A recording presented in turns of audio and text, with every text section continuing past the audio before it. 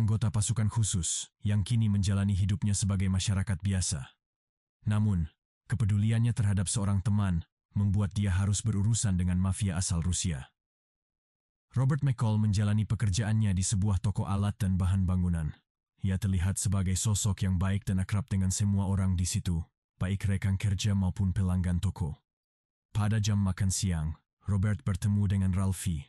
Robert menasihati Ralphie untuk menjaga pola hidup dan makanannya.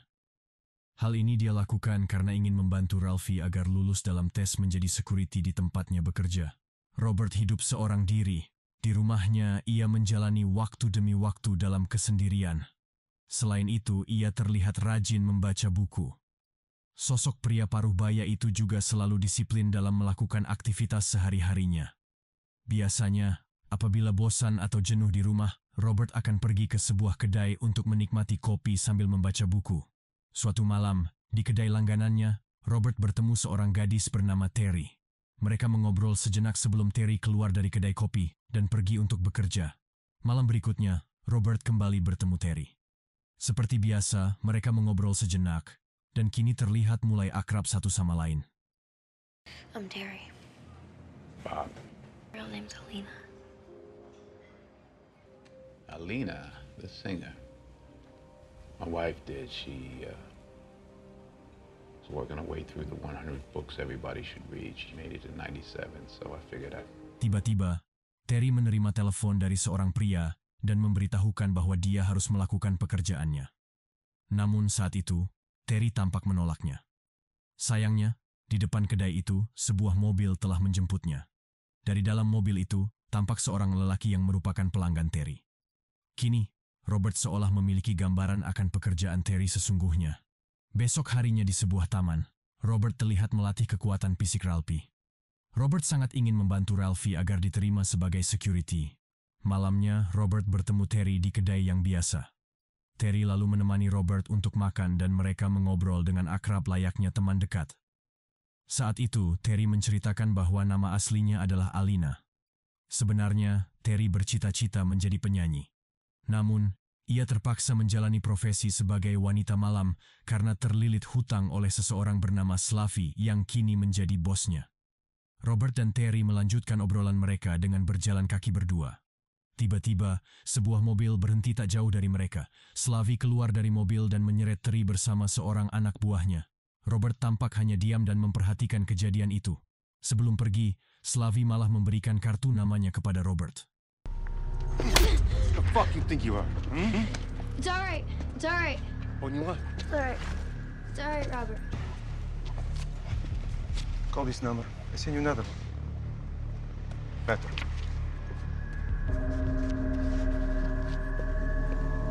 Давай. Hari berikutnya, Robert tidak melihat Terry di kedai langganannya. Pemilik kedai itu lalu memberitahu Robert bahwa Terry sedang dirawat di rumah sakit.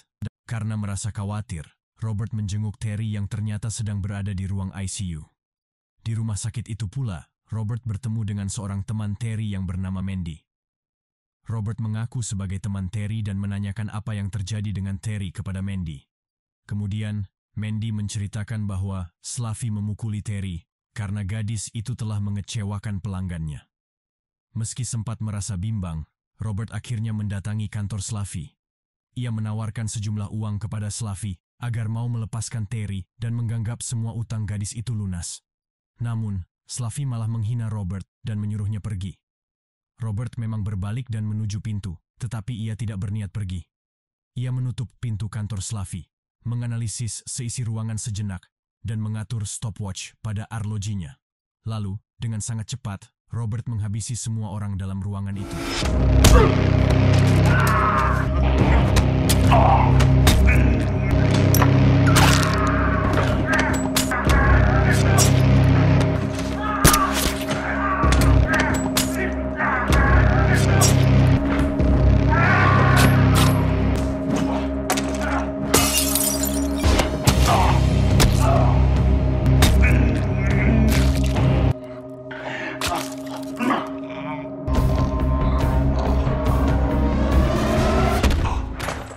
Robert tampak kecewa karena ia membutuhkan sedikit lebih lama dari 16 detik untuk membasmi semua kecoa di ruangan itu.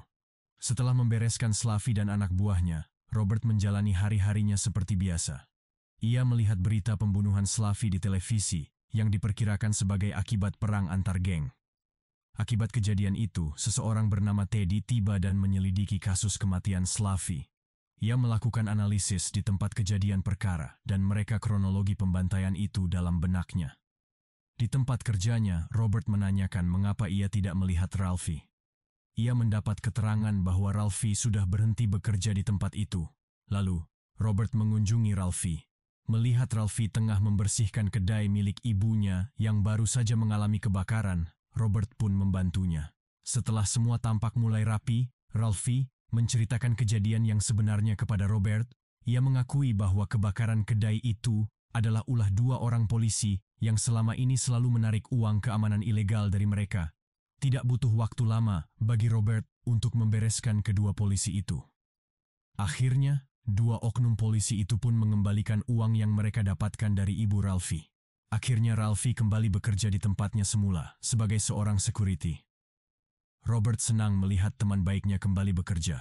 Suatu ketika, Robert melihat seorang pemuda merampok salah satu kasir di tempat dia bekerja. Saat itu, Robert tampak tenang dan mendampingi kasir itu. Ia bahkan membiarkan si pemuda pergi setelah mendapatkan cincin si kasir. Namun Robert sebenarnya hanya sedang menahan diri. Ia tidak ingin melakukan tindakan yang tidak diinginkan di depan pengunjung toko, terutama karena ada anak-anak di antaranya. Setelah mendapat informasi dari polisi terkait identitas pemuda perampok itu, Robert yang sebelumnya sempat mengingat nomor plat mobil pemuda itu pun beraksi.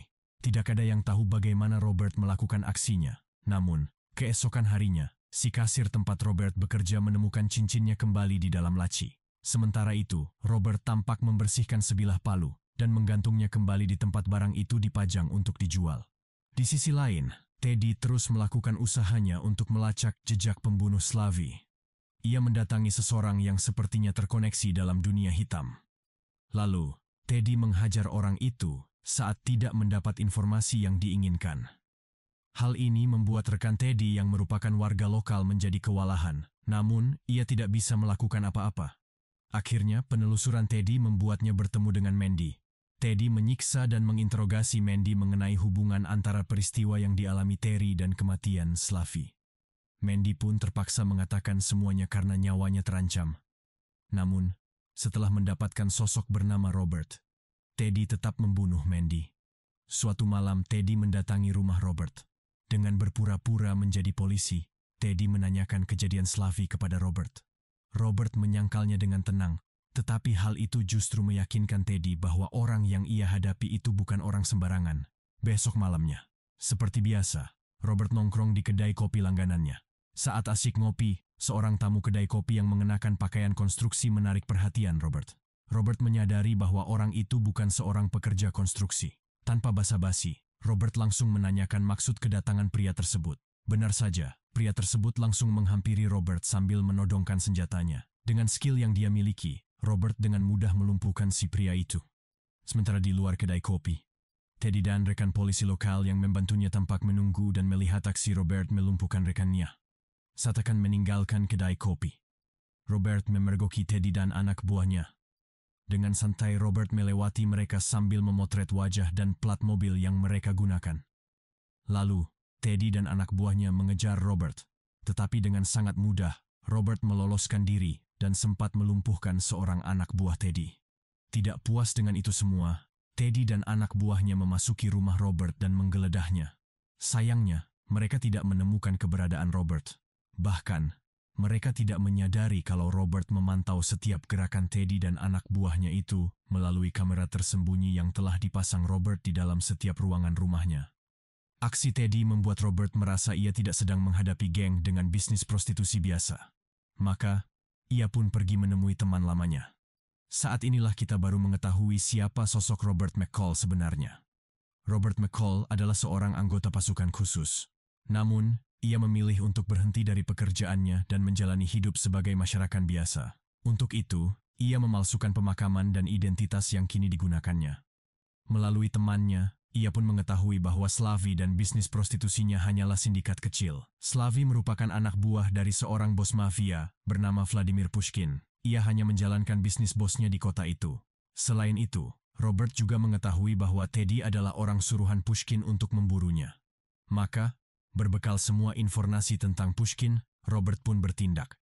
Ia menemui oknum polisi yang bekerja dengan Pushkin, lalu membongkar lokasi penyimpanan dan pencucian uang milik Pushkin. Robert tidak mendapatkan perlawanan berarti.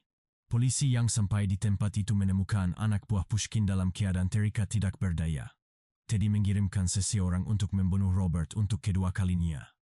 Namun, Robert menghabisi orang itu sebelum Teddy menyadarinya.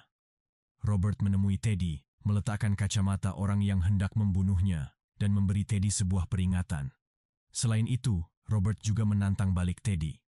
Teddy semakin tertekan setelah mengetahui Robert telah menghancurkan kapal tanker dan gudang minyak milik Pushkin. Pushkin mendesak Teddy untuk segera membereskan Robert. Teddy memastikan bahwa Robert bekerja sendirian dan tidak memiliki organisasi tertentu di belakangnya. Lalu Teddy mendatangi tempat kerja Robert dan menyandera beberapa rekan kerjanya. Sayangnya, mengancam dan menyandera rekan-rekan Robert merupakan kesalahan terbesar Teddy. Robert mengelabui anak buah Teddy yang hendak menyergapnya dan berhasil menyusup ke tempat kerjanya tanpa sepengetahuan Teddy. Lalu, dengan kecerdikannya, Robert memancing satu anak buah Teddy, membunuhnya, dan membebaskan Ralphie. Robert membebaskan rekan-rekan kerjanya dengan bantuan Ralphie. Setelah itu, Robert menghabisi satu persatu anak buah Teddy. Teddy merasa semakin bingung dengan sosok Robert McCall yang ia hadapi ini. Bahkan, hanya berbekal alat penembak paku, Robert membuat Teddy tak berdaya saat mereka berdua berhadapan langsung. Sampai akhir hayatnya, Teddy tetap tidak mengetahui identitas asli Robert. 3 hari kemudian, di Rusia, Vladimir Pushkin mendapati Robert telah berada di kamarnya. Ketika hendak memanggil anak buahnya, Pushkin tewas tersengat listrik akibat jebakan Robert. Lalu, Robert meninggalkan tempat megah itu, melewati anak buah Pushkin yang telah tewas. Robert kembali menjalani aktivitas sehari-harinya seperti biasa. Saat pulang berbelanja, ia berpapasan dengan Terry alias Alina. Alina telah pulih dan sehat kembali.